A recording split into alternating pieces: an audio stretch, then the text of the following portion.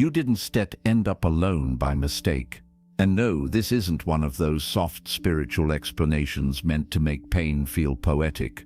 If you are alone right now, stripped of distractions, separated from people, routines, and noise that once defined you, something very specific is happening. Buddhism is brutally honest about this. Isolation is not given to punish the mind. It appears when the mind is finally ready to see itself without distortion. Most people spend their entire lives avoiding this moment. They fill silence with entertainment. They replace depth with company. They mistake constant interaction for meaning, but the moment those layers are removed, discomfort surfaces. And that discomfort is not the problem. It is the doorway. Solitude is where illusion collapses, and illusion must collapse before clarity can exist. Solitude removes the false self. When you are surrounded by people, you are almost never fully yourself, not because you are dishonest, but because the human mind is adaptive by nature. From a very young age, you learn what gets approval, what invites rejection, what brings safety, and what creates conflict. Without consciously deciding to, you begin adjusting. Your voice softens or hardens. Your opinions are filtered. Your humor is calibrated. Your emotions are edited. This isn't manipulation, it is survival. Over time, these adjustments stack on top of each other. You become the version of yourself that works best in social environments. The problem is that this version slowly replaces the real one. What began as adaptation becomes identity. You no longer ask, "What do I actually feel?" You ask, "What response is expected?"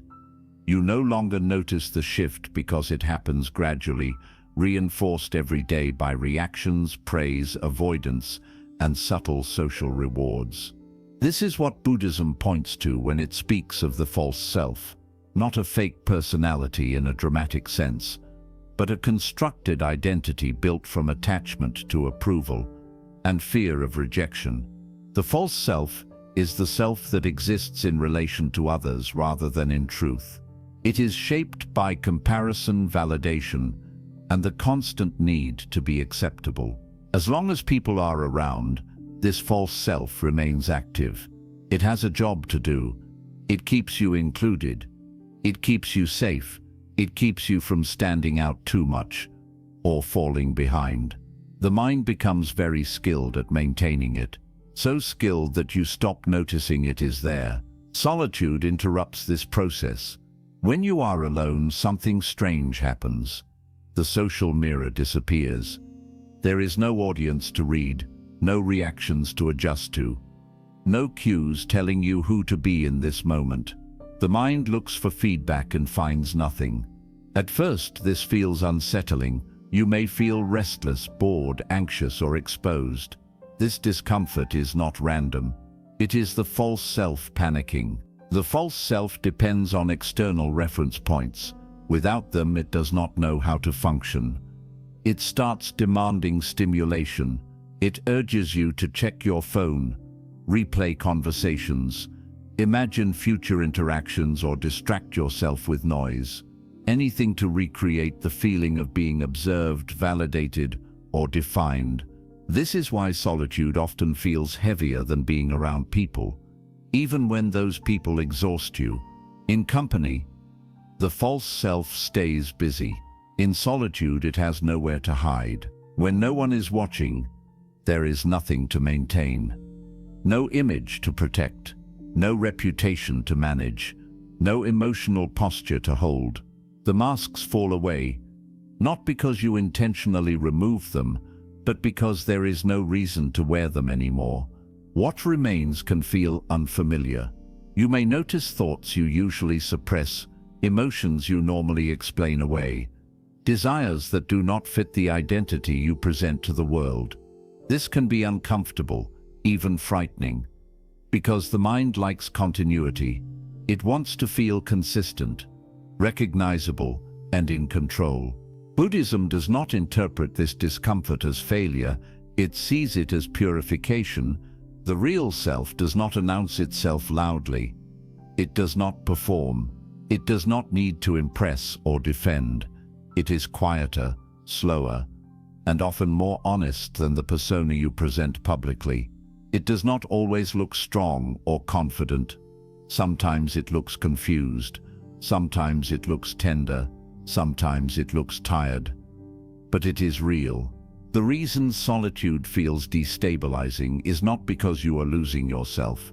It is because you are losing what you thought you were. Something untrue is being exposed, and the mind interprets exposure as danger. This is why many people avoid being alone, not because they fear silence, but because silence removes the buffer between them and themselves. In solitude, you cannot blame reactions on others. You cannot explain your behavior through social pressure.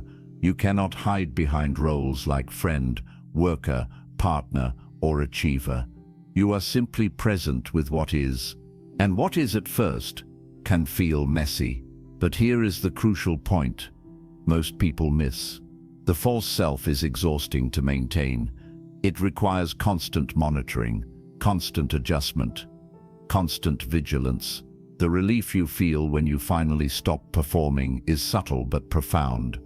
It may not feel like happiness, but it feels like relief, a loosening, a quiet sense of not having to hold yourself together so tightly. This is why solitude, when allowed to do its work, eventually becomes grounding rather than threatening. You start noticing that you don't need to narrate your life internally as much. You don't need to justify your thoughts. You don't need to prepare explanations. You can simply notice what arises without shaping it for someone else's understanding. This is the beginning of authenticity. Authenticity in Buddhism is not about self-expression or asserting individuality. It is about seeing clearly without distortion. When the false self dissolves, even temporarily, perception sharpens. You notice where you have been living according to borrowed values. You see how often your choices were motivated by acceptance rather than truth. You recognize patterns that only existed because they were socially reinforced. None of this is meant to make you reject the world or withdraw permanently. Solitude is not an escape from life. It is a reset. By removing the false self, solitude prepares you to re-enter the world without being owned by it. You still interact. You still adapt when necessary. But you no longer confuse adaptation with identity. You know who you are even when no one is watching. That is why this stage feels so important. Something fundamental is being stripped away, not to leave you empty, but to make space for what is real. Solitude removes the false self, not by force, but by absence. And in that absence, truth finally has room to breathe.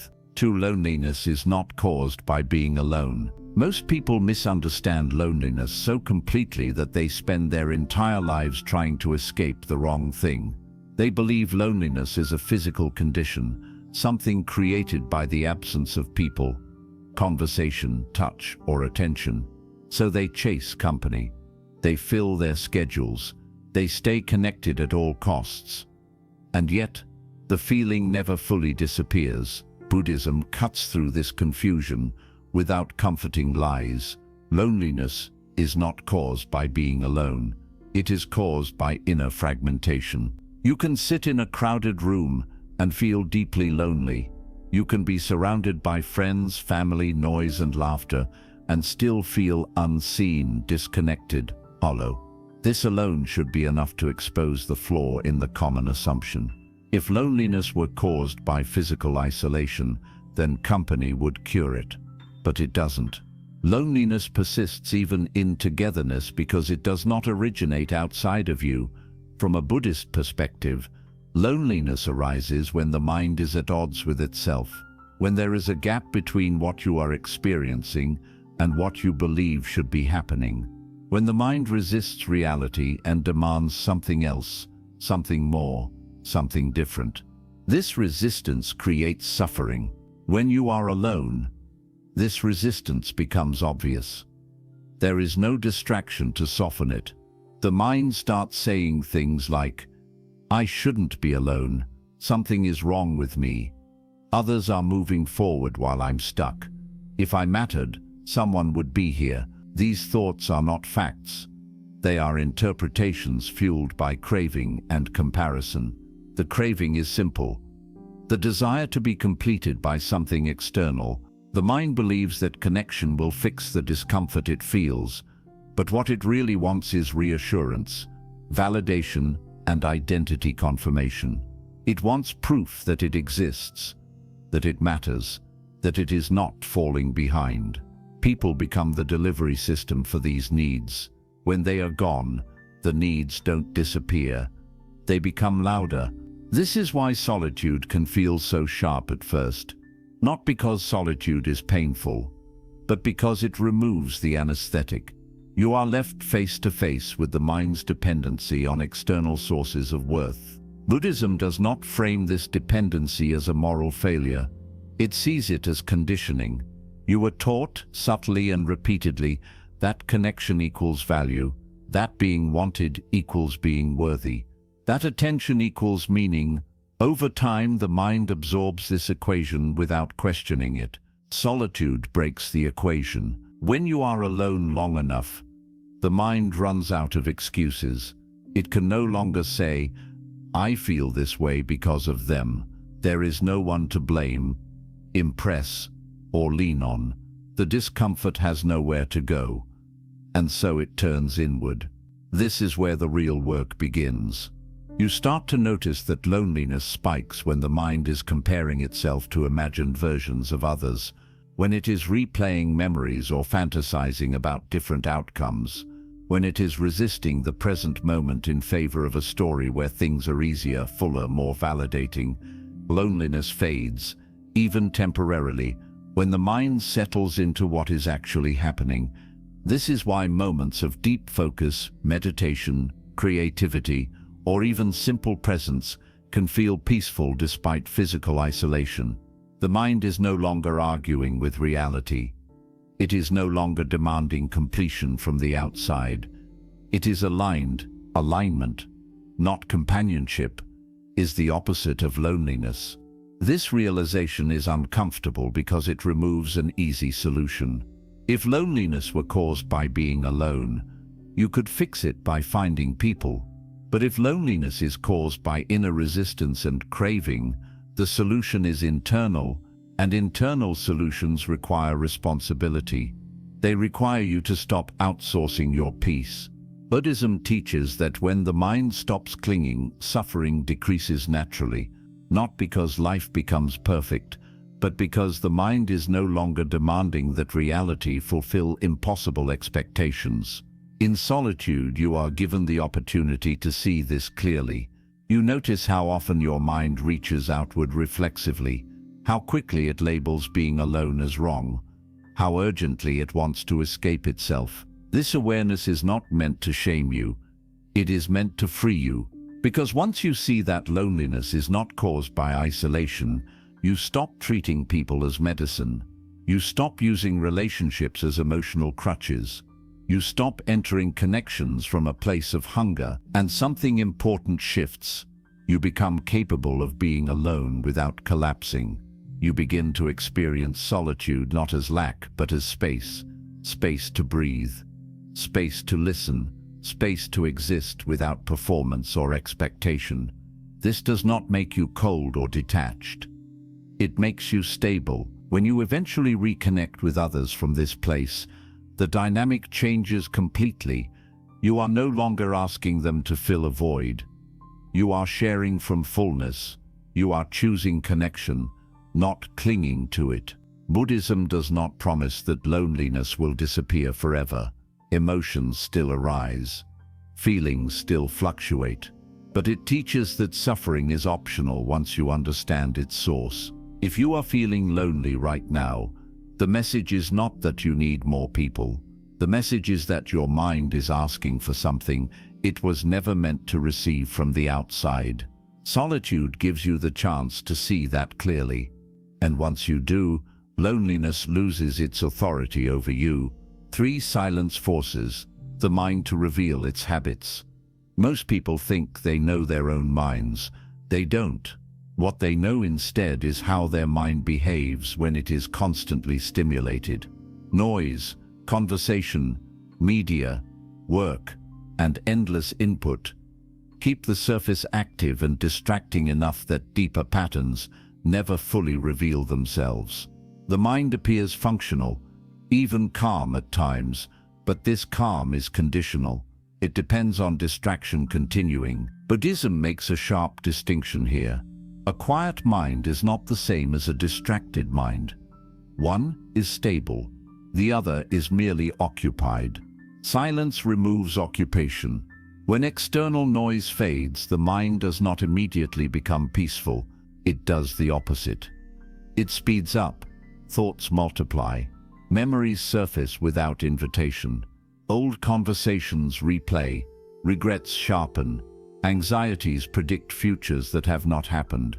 This sudden increase in mental activity is often mistaken for decline, as if silence is making the mind worse. In reality, silence is making the mind visible. The habits were always there. They were just hidden behind stimulation. This is why solitude and silence feel uncomfortable for so many people. It is not the absence of sound that disturbs them. It is the sudden awareness of how restless, reactive, and repetitive their thinking actually is. The mind reveals how often it loops, how quickly it judges, and how rarely it rests. Buddhism treats this revelation as essential, not unfortunate. You cannot change patterns you cannot see, and you cannot see patterns while you are constantly escaping them. In silence, the mind shows you what it returns to when nothing is demanded of it. Some minds return to worry, others to fantasy, others to resentment, or self-criticism. The specific content matters less than the mechanism. The mind seeks familiarity, even when familiarity is painful. This is a critical insight.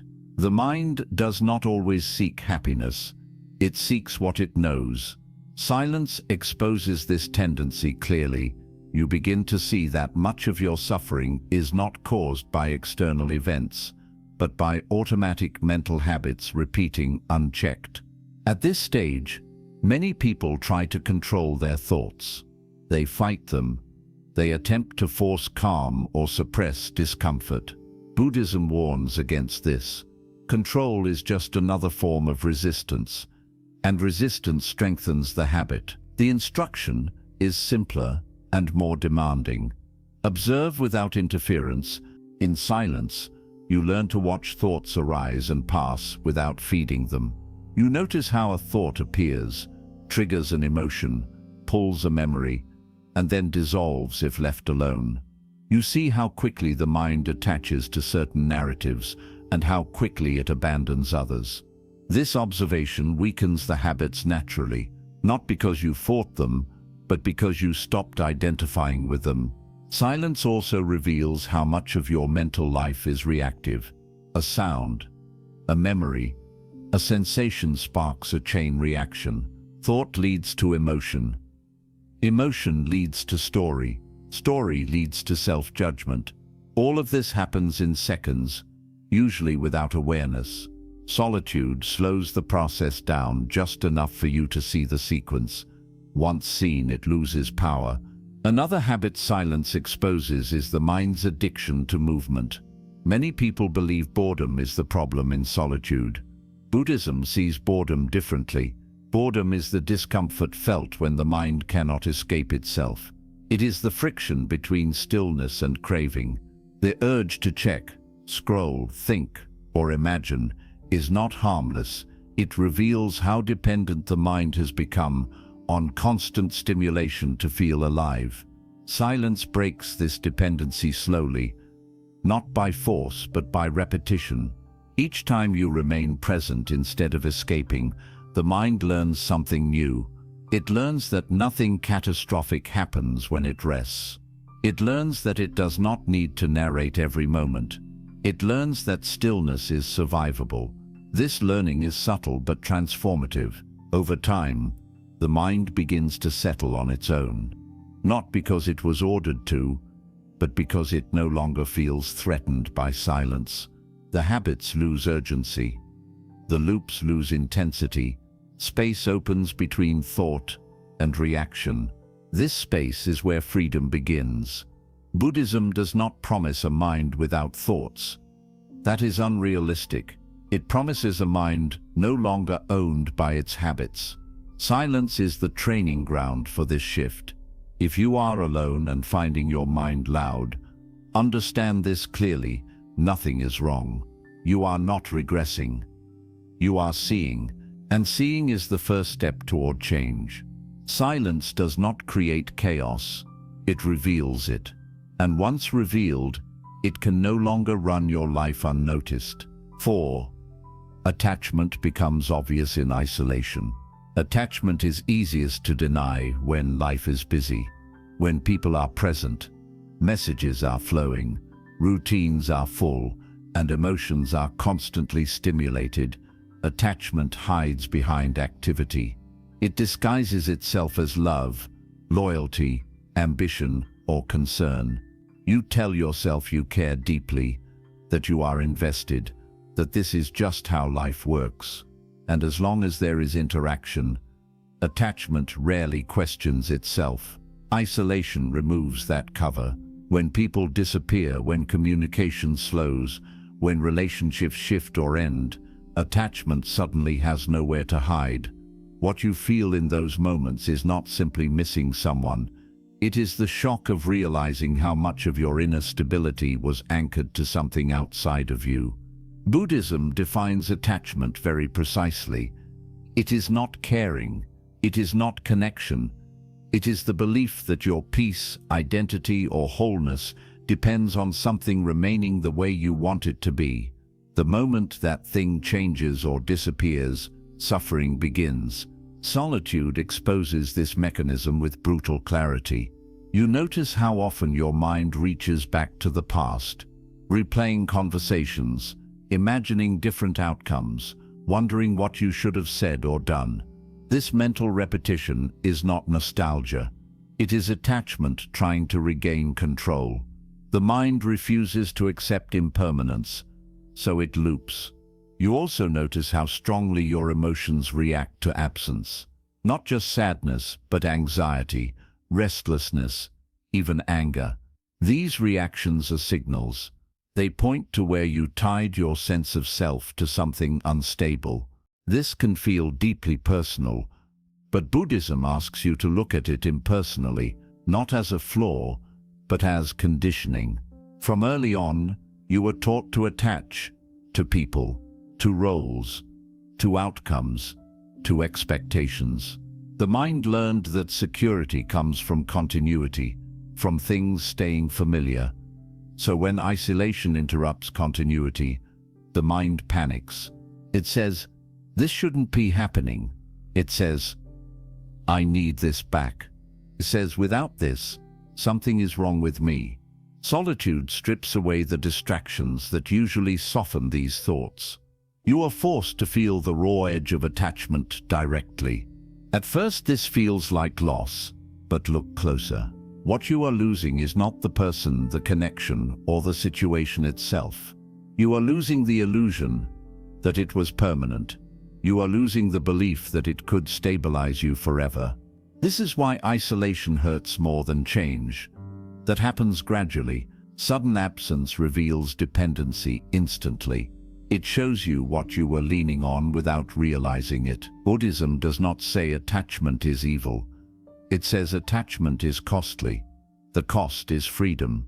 When your peace depends on something external, you live in quiet fear of losing it, even when things are going well. Anxiety exists underneath. The mind is always guarding, managing, anticipating loss. Solitude removes the object of attachment and forces you to face the fear directly. This is why isolation can feel unbearable at first. Not because you are weak, but because the mind is detoxing. It is losing its familiar source of reassurance. It is learning, unwillingly, that nothing external was ever guaranteed. This is also why people often rush back into relationships, distractions, or habits during solitude. Not out of love, but out of discomfort. They are trying to stop the withdrawal. But if you stay, something important happens. You begin to notice that the intensity of suffering rises and falls on its own. Waves of longing come, peak, and dissolve. The mind predicts it will last forever, but it never does. This directly contradicts the belief that attachment is necessary for survival. Each time a wave passes without being fed, attachment weakens. You also begin to see the difference between appreciation and clinging.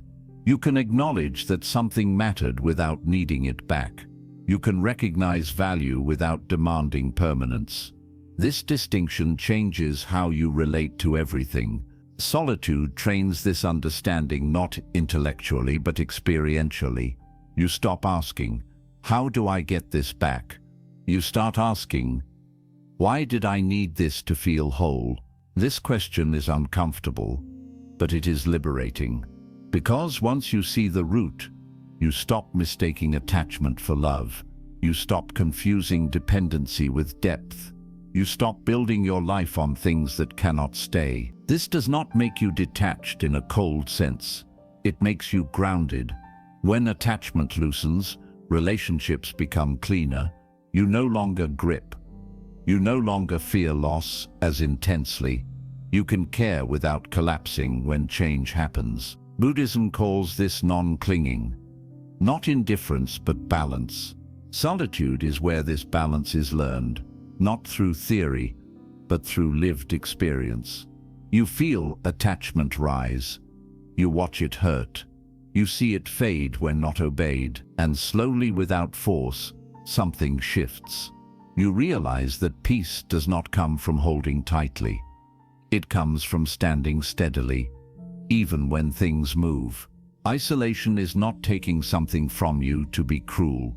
It is showing you where you gave too much of yourself away. Once you see that clearly, attachment loses its authority, and what remains is not emptiness, but stability. That is why this lesson is so important. Attachment becomes obvious in isolation, because isolation removes the illusion that anything outside of you was ever meant to hold you together. 5. Solitude trains non-reactivity. Most suffering does not come from what happens to you. It comes from how quickly and unconsciously you react to what happens. This is one of the most uncomfortable truths in Buddhism, because it removes the comfort of blame. It means the problem is not the event, the person, or the situation. The problem is the reflex. In daily life, reactivity hides easily. Conversations move fast. Emotions bounce between people. Situations change before you ever sit with what you felt. Reaction blends into routine, and routine feels normal. You rarely notice how often you are pulled by irritation, desire, fear, or defensiveness, because life keeps giving you outlets to discharge them. Solitude removes those outlets.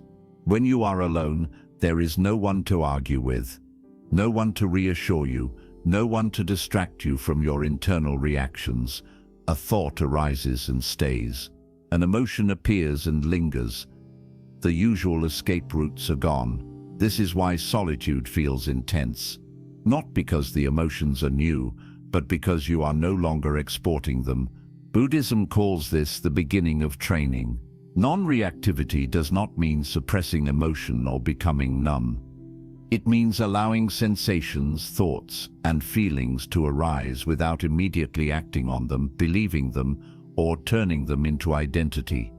This capacity cannot be learned intellectually. It can only be learned through exposure. Solitude is that exposure. When something uncomfortable arises in isolation, the mind wants to do something. It wants to fix, distract, analyze, blame, or escape. This urge feels urgent, almost physical. The mind insists that relief depends on action, but when you are alone, action is limited. There is no conversation to redirect the feeling, no external event to absorb it. So you are left with a choice you rarely face clearly: react internally or observe. At first, most people react. They spiral mentally. They replay scenarios. They imagine conversations. They feed the emotion with story. This is normal. Buddhism does not judge this stage. It simply asks you to notice what happens when you do it. You begin to see a pattern. The more you react internally, the more the emotion intensifies. The story grows. The body tightens. The mind narrows. What began as a simple sensation turns into suffering. Then, sometimes accidentally, you pause. You stop adding commentary. You stop explaining the feeling to yourself. You stop trying to get rid of it. You simply notice it, where it sits in the body, how it changes, how it rises and falls without instruction. This moment is subtle, but it is critical. You realize the emotion does not require your cooperation to move. It does not need to be solved. It does not need to be justified. It only needed attention without interference. This is non-reactivity beginning to form. Solitude gives you repeated opportunities to practice this because reactions arise constantly when you are alone. Boredom, restlessness, sadness, craving, anxiety. Each one is a training session.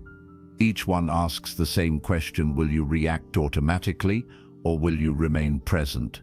Most people never develop this capacity because they are never alone long enough to see the full cycle of reaction. They discharge it socially. They vent, they distract, they numb. The emotion never completes itself, so the habit remains. In solitude, completion becomes possible. You begin to see that reactions are temporary events, not commands. They arise, peak, and dissolve whether you obey them or not. The urgency they project is an illusion, a very convincing illusion, but still an illusion. This realization changes your relationship with the mind. You stop treating every thought as truth. You stop treating every emotion as an emergency. You stop confusing intensity with importance. This does not happen all at once. It happens gradually, through repetition. Solitude accelerates this repetition because there is nowhere else to go. Another critical aspect of non-reactivity solitude teaches is patience. Not passive patience, but embodied patience. The patience of staying with discomfort without demanding immediate resolution. This patience strengthens something deeper than willpower. It strengthens trust. Trust that you can experience difficulty without collapsing. Trust that emotions are survivable. Trust that you do not need to act on every impulse to remain intact. This trust becomes internal stability. Buddhism emphasizes that freedom is not found in controlling circumstances, but in mastering response. Solitude shifts the training environment inward. You are no longer practicing restraint in public where pressure is diffused. You are practicing it privately where nothing cushions you. That is why this stage feels so demanding. But this is also why it is transformative. As non-reactivity develops, something else happens quietly.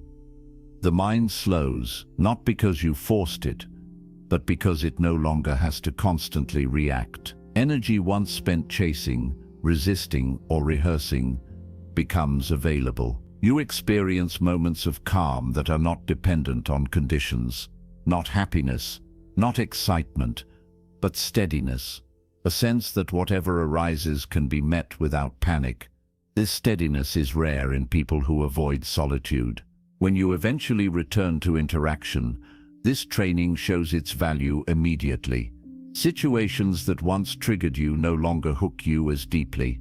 You notice the urge to react, but you are not possessed by it. There is a gap between stimulus and response. That gap is freedom. Solitude trains non-reactivity by removing shortcuts. It does not make life easier in the moment. It makes you stronger in the long run. not through force, but through familiarity with your inner landscape. If you are alone right now and finding your emotions loud, understand this clearly. You are not failing, you are training. Each moment you remain present, instead of reacting, is reshaping your mind in ways no book, talk, or advice ever could. This is why solitude is not punishment.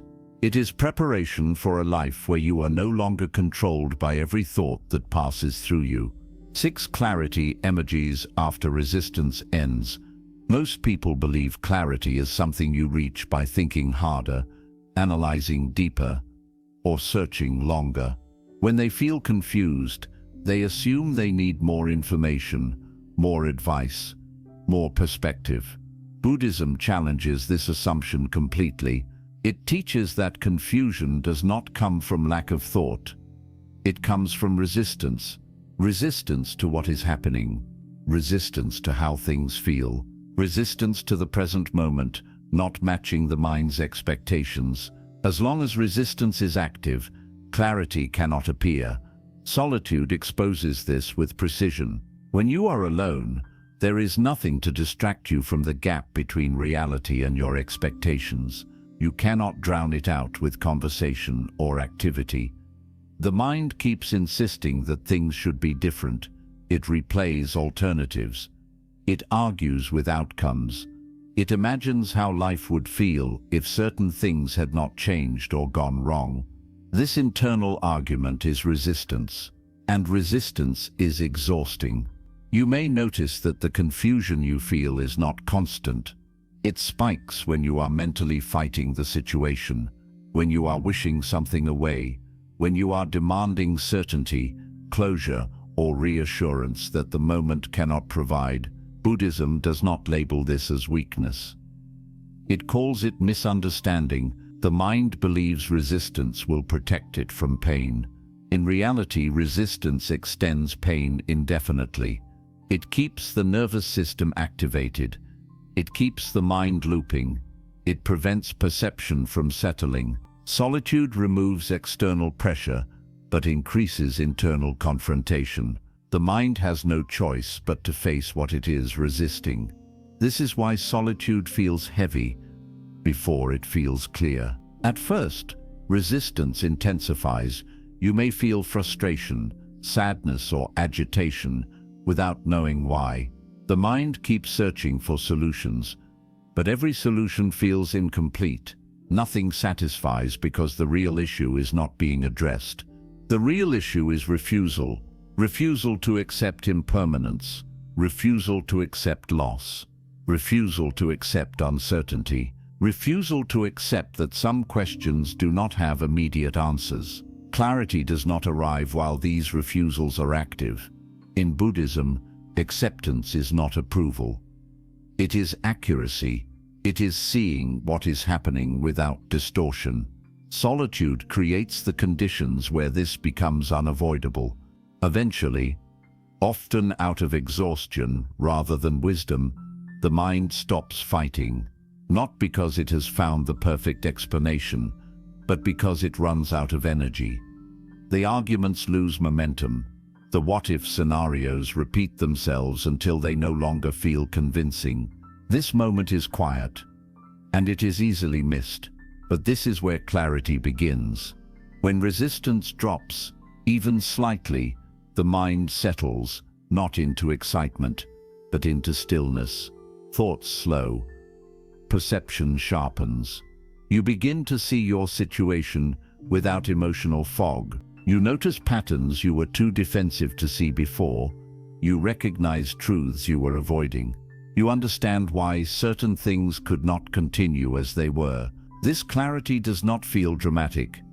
It feels sober, grounded, sometimes even disappointing. But it is real. Buddhism warns that the mind often rejects this clarity at first because it is not comforting. It does not feed hope or fantasy. It simply shows what is. In solitude, you are given time to sit with this reality without immediately reacting to it, without trying to fix it, without rushing into the next distraction. This is why solitude is such a powerful catalyst for insight. Clarity is not something you add. It is something that remains after distortion dissolves. Resistance is the distortion. Another aspect of this lesson is recognizing how much of your confusion was self-generated. Not intentionally, but through constant mental negotiation with reality. When resistance ends, you realize how much energy you were spending arguing with life instead of living it. This realization can be humbling. You see that many of your questions were not meant to be answered yet. They were meant to be outgrown. You see that certainty was never available, only direction. You see that clarity does not guarantee comfort. It guarantees honesty. Solitude teaches you to tolerate this honesty. Once clarity emerges, it changes how you move forward. You stop chasing options that no longer align. You stop waiting for signs that will never come.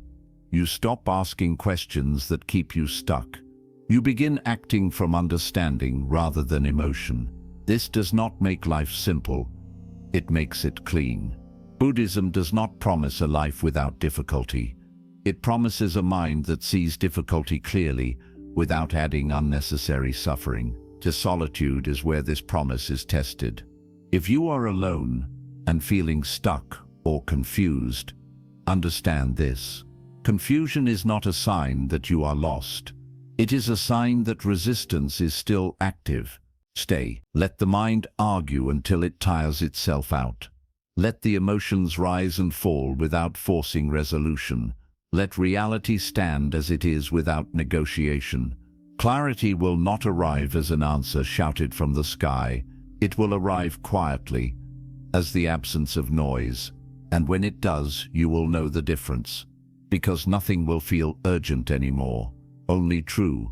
7. Solitude is preparation, not destination. One of the most dangerous misunderstandings about solitude is the belief that it is meant to last forever. When people find meaning, depth, or relief in being alone, they sometimes assume this state is the end goal. Buddhism does not support this view. Solitude is not a lifestyle to escape into. It is a phase designed to reorient you before you re-enter life with clarity. Solitude is not withdrawal from the world. It is recalibration within it. When solitude first appears, it often feels imposed. Relationships fall away. Social energy drains. Circumstances shift in ways you did not plan. The mind interprets this as rejection or failure, but from a Buddhist perspective, this is preparation. Conditions have aligned to remove distraction so that training can occur. Training for what? For engagement without attachment, for connection without dependency, for participation without losing yourself. Solitude creates the conditions where this training is possible. In isolation, you learn who you are without feedback. You learn how your mind behaves without stimulation. You learn how emotions move when they are not discharged onto others. You learn how attachment forms and how it dissolves. You learn non-reactivity, patience, and clarity. These are not abstract virtues. They are skills, and skills are meant to be used. Buddhism does not glorify isolation. Monastic life itself is structured around eventual service, teaching, or integration. Even monks do not withdraw to disappear. They withdraw to see clearly, so they can return without distortion. Solitude sharpens perception, but life is where perception is tested. This is why solitude eventually ends, not because it failed, but because it succeeded. There comes a point where being alone stops teaching you new lessons and starts becoming comfortable. That comfort can turn into avoidance, if misunderstood. Buddhism is clear about this danger. Clinging to solitude is just another form of attachment. Preparation becomes stagnation if you refuse to move forward. The purpose of solitude is to prepare you to meet the world differently than before, to engage without being consumed, to care without clinging, to act without reacting. When you return to interaction after true solitude, The difference is immediate. You listen more than you speak. You observe more than you judge. You choose more than you chase. You are no longer desperate to be seen because you have already seen yourself. You are no longer hungry for validation because your worth is no longer borrowed from reaction. You are no longer easily pulled into drama because you recognize the cost of reactivity. This is what preparation looks like in practice. Solitude trains internal stability so that external chaos does not destabilize you. It teaches you to stand in yourself rather than lean on others. It builds an internal reference point that does not disappear when conditions change. This does not make you distant or detached. It makes you present. You show up more fully because you are not fragmented. You engage more honestly because you are not performing. You set boundaries without guilt because you understand your limits. Buddhism emphasizes right relationship. Right relationship with others begins with right relationship with yourself. Solitude corrects that relationship. When you re-enter the world after solitude, you do not rush. You do not force connection. You let alignment guide you. You choose relationships that are mutual rather than compensatory.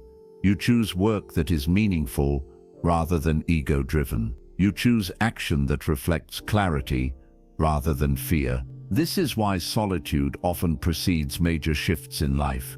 Career changes, value realignments, relationship restructuring, identity refinement. These shifts require space to be seen clearly. Solitude provides that space. But again, it is not the destination. The destination is wise participation. Buddhism does not aim to remove you from life. It aims to remove confusion from your engagement with it. Solitude is the furnace where confusion burns away. Once that process is complete, staying isolated serves no purpose. It becomes avoidance disguised as peace. The sign that solitude has done its work is not comfort. It is readiness. Readiness to engage without fear. Readiness to connect without need. Readiness to move without hesitation. If you are alone right now, do not rush this season, but also do not romanticize it. Use it. Let it shape you. Let it teach you. Let it prepare you. And when the moment comes to step back into life, do not cling to the quiet. Carry what you learned into the noise. That is the point. Solitude is not where life ends. It is where life is rebuilt correctly, so that when you return, you do not lose yourself again. That is why solitude is preparation, not punishment. If you are alone right now, stop telling yourself something has gone wrong. Nothing has been taken from you that was meant to sustain you. What has been removed was either temporary, misaligned, or necessary to fall away so you could finally see clearly. Solitude is not a sign that you are behind. It is a sign that distractions have been stripped so something deeper can be built. You were not pulled away from life. You were pulled inward so you could stop living on borrowed identity, borrowed validation, and borrowed certainty. Buddhism does not promise comfort. It promises freedom from unnecessary suffering. And freedom begins when you stop fighting what is happening and start understanding why it is happening. This season is not asking you to disappear. It is asking you to refine, to see your mind honestly, to loosen attachment, to stop reacting blindly, to let clarity emerge without forcing it. Do not rush to fill the silence. Do not mistake discomfort for danger. Stay present long enough for the lesson to complete itself. When you return to the world, and you will not return the same. You will move with less fear, less hunger, and less confusion. You will connect without clinging. You will act without losing yourself. And that is how you know this was never punishment. It was preparation.